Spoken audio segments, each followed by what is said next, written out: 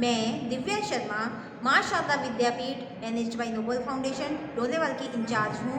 बच्चों, जैसे कि आप जानते ही हैं कि कोरोना नाम महामारी ने फिर से अपने पाँव पसार लिए हैं। अब इसकी तीसरी लहर बड़े ज़ोरों से आ गई है। तो अब आपने वैसे ही नियमों का जैसे पहले पालन करते थे वैसे ही आपने इन नियमों का पालन करना है। आपने हाथों को सैनिटाइज करना है, आपने मास्क लगा के रखना है और आपने 6 गज की दूरी बना के रखनी है। और आपको जो भी काम मैडम आपको भेजते हैं आपने घर बैठ के अपना टाइम वेस्ट ना करके, क्योंकि अब इसके बाद फाइनल पेपर आने वाले हैं, तो आपने उसकी पढ़ाई करनी है। आपने उसको अच्छी राइटिंग में लिख के मैडम को सेंड भी करना है और उसको काम को लर्न भी करना है। बच्चों, जैसे कि आपको स्वास्थ्य के लिए योगा का भी अभ्यास करना बहुत ज़रूरी है, तो आपने सुबह योगा अभ्यास भी करना है।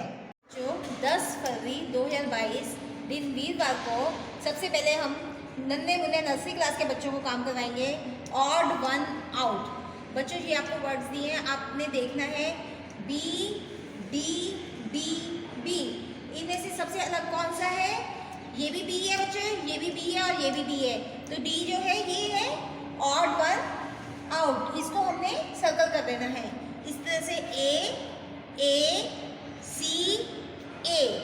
तो आपने इसको भी देखो, ए है, ये भी ए है और ये भी ए है, तो सी जो है ये ऑड वन है। इसी तरह से ई एच, तो ये तीनों ई है और ये एच है, ये ऑड है। इसी तरह से बच्चों आपने ये बाकी के भी करने हैं और अपनी मैम को काम करके सेंड करना है। बच्चों, LKG और UKG क्लास को भी हम ऑड वन आउट कराएंगे। बच्चों, आपने साउंड्स की हुई है, A sound, E sound, I sound सब की हुई है ना। तो जो अलग साउंड का होगा वर्ड उसको आपने ऑड वन में डाल देना है। जैसे कैट, बैट, रैट सभी ए साउंड के, और कप जो है ये यू से है, तो अब ये ऑड है, तो इसको हमने सर्कल कर देना है।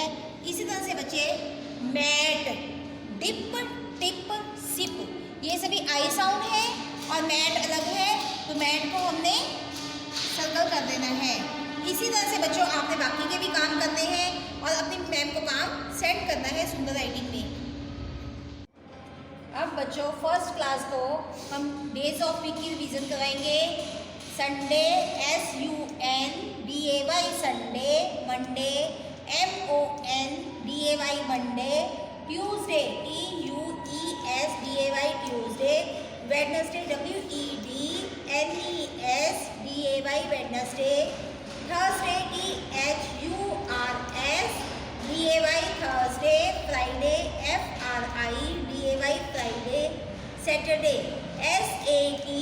SATURDAY Saturday. बच्चों, आपने इनके स्पेलिंग्स लर्न भी करने हैं क्योंकि आपके फाइनल पेपर आ रहे हैं, तो आपने ये लर्न करके अपनी कॉपी में लिखने हैं और अपनी मैम को काम सेंड करना है। सेकंड क्लास खंड 4 पाठ 14 त्योहार मनोरंजन के लिए होते हैं। तो बच्चों आज हमने इस लेसन की रीडिंग करनी है। देखो, त्योहार हमें आनंद देते हैं। हम विभिन्न प्रकार के त्योहार मनाते हैं। दीपावली रोशनी का त्यौहार है। इस त्यौहार पर लोग अपने घरों को सजाते हैं, वे दिए व मोमबत्तियाँ जलाते हैं। इस दिन माँ लक्ष्मी की पूजा की जाती है, बच्चे पटाखे चलाते हैं। सेकंड है गुरुपुरब सिखों के गुरुओं के जन्मदिन के उपलक्ष्य में मनाया जाता है। बहुत बड़े नगर कीर्तन निकाले जाते हैं, लोग गुरुद्वारों में प्रार्थना करने के लिए जाते हैं। तीसरा है बच्चों ईद, रोज़ा की समाप्ति को ईद के रूप में मनाया जाता है। लोग मस्जिदों में प्रार्थना करते हैं, एक दूसरे के गले लगते हैं और ईद मुबारक कहते हैं। मीठी सेमियाँ इस दिन विशेष रूप से बनाई जाती हैं। चौथा है बच्चों क्रिसमस 25 दिसंबर को मनाया जाता है। इस दिन ईसा मसीह का जन्मदिन होता है, लोग चर्च में जाकर प्रार्थना करते हैं। क्रिसमस वृक्ष सजाए जाते हैं, सांता क्लॉज बच्चों के लिए उपहार लाते हैं। तो बच्चों आपने ये लेसन की रीडिंग घर में भी करनी है। थर्ड क्लास खंड 6 प्राकृतिक वातावरण पाठ 20 हमारे आसपास का मौसम। धरती पर हवा में कई प्रकार के बदलाव से मौसम बनता है। हवा का रुख समय समय पर बदलता रहता है। इसी तरह मौसम में भी बदलाव होता रहता है। तब हमें गर्म, सर्द, वर्षा, धुंध, आंधी और सुहावने मौसम का एहसास होता है। मौसम के अनुसार हम अपनी जीवन शैली को बदलते हैं। गर्मियों के मौसम में हम सूती कपड़े पहनते हैं, हम बहुत ठंडे जलपान और आइसक्रीम इत्यादि खाते हैं। हम पंखे, कूलर और एयर कंडीशनर का गर्मी से बचने के लिए प्रयोग करते हैं। सर्दियों के मौसम में हम गर्म कपड़े पहनते हैं, हम बहुत से गर्म जलपान जैसे चाय, कॉफ़ी इत्यादि पीते हैं। हम रूम हीटर और रजाई लेकर अपने आप को गर्म रखते हैं। बरसात के मौसम में हम रेनकोट, छतरी और बरसाती जूते पहनते हैं ताकि हम पानी में भीगने से बचे रहें। बादलों के मौसम में काले बादल आसमान पर दिखाई देते हैं। तेज़ व आंधी चलने वाली हवा के मौसम में तेज़ हवाएं चलती हैं। आकाश में धूल होती है। कभी कभी तूफ़ानी हवाएं घरों व वृक्षों को उखाड़ देती हैं, इसलिए तूफ़ानी मौसम बहुत हानिकारक होता है। धुंध के मौसम में हर वस्तु बड़े गहरे धुंध से ढकी होती है, तब उन्हें देखना आसान नहीं होता। एक सुहावने मौसम में आकाश बिल्कुल साफ व नीला नज़र आता है। हवा शांत व अच्छी लगती है। आसपास का वातावरण बहुत सुंदर दिखाई देता है। इस समय ना तो अधिक गर्मी और ना ही अधिक सर्दी होती है। तो बच्चों, आपने ये लेसन को घर में भी रीड करना है ताकि आपको मौसम के बारे में जानकारी पता लग जाए और आप खुद क्वेश्चन आंसर कर सको। तो आपने इस लेसन की अच्छी तरह से रीडिंग करनी है। अब चौथी क्लास को खंड 9 यातायात और संचार के साधन। तो बच्चों, आज हम ये करेंगे पाठ 22 यातायात के साधन। एक स्थान से दूसरे स्थान तक जाने के लिए और सामान के आयात निर्यात के लिए जिन साधनों का प्रयोग किया जाता है उसको यातायात के साधन कहा जाता है। यातायात के कई साधन हैं। प्राचीन काल में मनुष्य एक स्थान से दूसरे स्थान तक पैदल ही जाते थे। धीरे धीरे लोग बैलगाड़ियों, टांगों, घोड़ों, हाथियों, ऊँटों और खच्चरों का प्रयोग करने लगे। इन साधनों द्वारा एक स्थान से दूसरे स्थान तक जाने के लिए बहुत समय लगता था, इसलिए आदमी ने पहिए की खोज की और इतिहास में नए यातायात के साधनों की नींव रखी। आजकल यातायात के भिन्न भिन्न साधनों का वर्णन नीचे दिया गया है। यातायात के पहले साधन।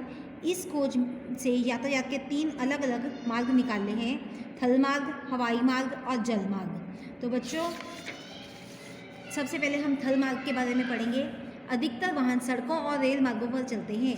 बहुत सारे वाहन सड़कों पर चलते हैं, जैसे स्कूटर, कारें, बसें, ट्रक आदि। इन सभी वाहनों के इंजन होते हैं और पेट्रोल या डीजल से चलते हैं। सड़क पर धीरे धीरे चलने वाले वाहन भी होते हैं, जैसे साइकिल और रिक्शा आदि। ये बिना ईंधन के चलते हैं। इसको मनुष्य स्वयं चलाता है। थल मार्ग से दूसरा साधन रेलवे है, जैसे रेलगाड़ी। रेल की यात्रा बहुत आरामदायक होती है। इसका भी एक इंजन होता है। रेलें रेल पटरी पर चलती हैं। यह यातायात का तेज़ और सस्ता साधन है। इस द्वारा लंबा सफ़र आसानी और आराम से तय किया जाता है। यह शहरों और गांवों को एक दूसरे से जोड़ते हैं। अब है इसके बाद हवाई मार्ग। हवाई जहाज़ एक बहुत तेज़ चलने वाला यातायात का साधन है। हवाई मार्ग के कई साधन हैं, जैसे हवाई जहाज़, हेलीकॉप्टर और रॉकेट आदि। इन साधनों द्वारा समय की बहुत बचत होती है। हवाई जहाज़ उड़ान भरकर सागर और महासागर आदि और लंबे मार्ग को पार करके यात्रियों और वस्तुओं को एक स्थान से दूसरे स्थान तक ले जा सकते हैं। इस साधन ने दुनिया को बहुत छोटा बना दिया है। मनुष्य रॉकेट द्वारा भी एक स्थान से दूसरे स्थान तक जा सकता है। अब है जल मार्ग। पानी एक बहुत महत्वपूर्ण यातायात का साधन है। हम नाव द्वारा सैर करते हैं। आजकल जहाज़ों, स्टीमरों और नावों द्वारा सामान और यात्रियों को एक स्थान से दूसरे स्थान तक पहुंचाया जा सकता है। यातायात के ये सभी साधन उद्योग और व्यापार की उन्नति में बहुत बड़ा योगदान देते हैं और संसार को उन्नत करने में सहायता करते हैं। तो बच्चों, आपने ये लेसन अच्छी तरह से रीड करना है। अब 5वीं कक्षा पाठ 22 प्राकृतिक स्रोत। बच्चों, आज हम लेसन रीड करेंगे। विद्यालय में प्रातःकालीन सभा चल रही थी। प्रतिदिन की तरह आज भी राष्ट्रीय गान, आज के विचार और बोले जाने के पश्चात एक विद्यार्थी ने समाचार पढ़े। एक समाचार ने गुरलीन को बेचैन कर दिया। समाचार था, एक जंगली तेंदुए ने चिड़ियाघर के 2 हिरणों को अपना शिकार बनाया। तेंदुए से भयभीत लोगों ने गाँवों में पहरे लगाए। प्रातःकालीन सभा के पश्चात ज्यों ही विद्यार्थी अपनी अपनी कक्षाओं में पहुँचे, गुरलीन अपनी सहेलियों के साथ इसके बारे में बातचीत करने लगी। केवल गुरलीन ही नहीं बल्कि सभी विद्यार्थी इसके बारे में जानने के लिए उत्सुक थे। जैसे ही अध्यापक जी कक्षा में आए तो विद्यार्थियों की कुशल कुशल सुनकर उन्होंने बड़े प्यार से पूछा, प्यारे बच्चों क्या बात है, आज किस विषय पर विचार कर रहे हो? गुरलीन झटपट पूछने लगी, मैडम उस जंगली तेंदुए ने चिड़ियाघर की तरफ आकर हिरणों का शिकार क्यों किया? क्या उसे अपनी भूख मिटाने के लिए जंगल में कुछ नहीं मिला? अध्यापक, सही गुरलीन, बिल्कुल ठीक। सचमुच यह तो एक गंभीर विषय है, इस पर हम आज अवश्य ही विचार करेंगे। प्यारे विद्यार्थियों, पहली बात तो यह है कि मनुष्य स्वयं जंगलों को काट कर वहाँ अपने गांव और शहर बसा रहा है, अर्थात मनुष्य जानवरों के आश्रय स्थल पर हमला करके उनके निवास स्थान नष्ट कर रहा है, जिस कारण जंगली जानवरों का रहना और भोजन प्राप्त करना अत्यंत मुश्किल हो रहा है। इसलिए यदि जानवरों के निवास स्थान इसी तरह नष्ट होते रहे तो फिर बेचारे जानवर कहाँ जाएंगे? गुरलीन, मैडम क्या मनुष्य को जंगलों की आवश्यकता नहीं है? अध्यापक, ऐसी बात नहीं है, जंगल तो मनुष्य की आधारभूत आवश्यकता है।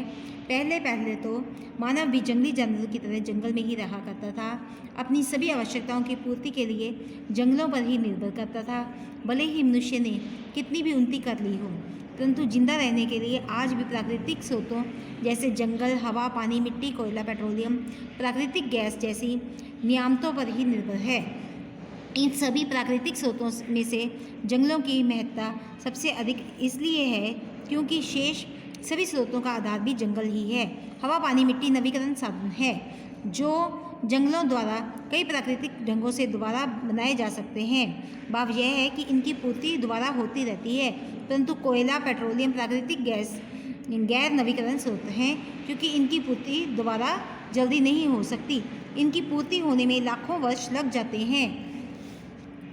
जंगल हमारे महत्वपूर्ण स्रोत हैं। ये प्रकाश संश्लेषण क्रिया द्वारा वायुमंडल में से कार्बन डाइऑक्साइड सोखते हैं। अंत में मैं नोबल फाउंडेशन के फाउंडर श्री राजेंद्र शर्मा सर जी का धन्यवाद करती हूँ, जिनको बच्चों की पढ़ाई का हमेशा ही ध्यान रहता है, और मैं उन दानी सज्जनों का भी धन्यवाद करती हूँ जिनकी रहनुमाई में ये संस्था फल फूल रही है। जय हिंद, जय भारत।